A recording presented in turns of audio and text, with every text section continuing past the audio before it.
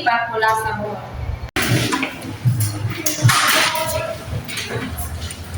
Class, meron kayong bagong klase dito at Ako po si Mika. Galing po ako sa Bohol. Natutuwa akong makalala kayo at sana maging magkaibigan tayo.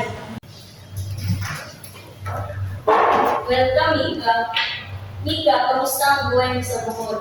Masaya po. Kilala ang Bohol sa chocolate hills, Lubog River at Culture. Bisaya din ang paunahin naming Mika.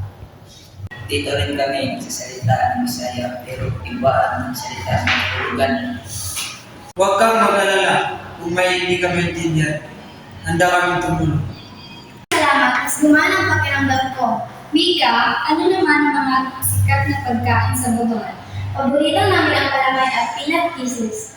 Madalas itong pasalubong sa turista.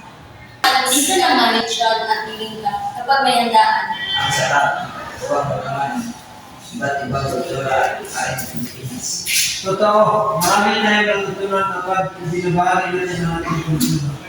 Iba-iba ang ating pinagmulan.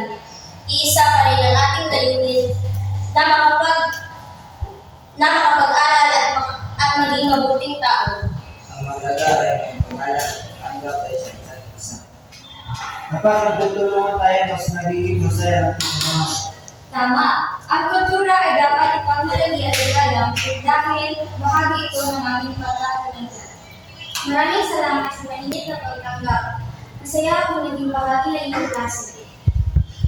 Sa pamamagitan ng paggalang, pagtutulungan at pagtanggap ng iba't ibang kultura, nabubuo ang tunay na pagkakaisa. Pagbaman ang kultura, iisa ang puso ng bawat Pilipino.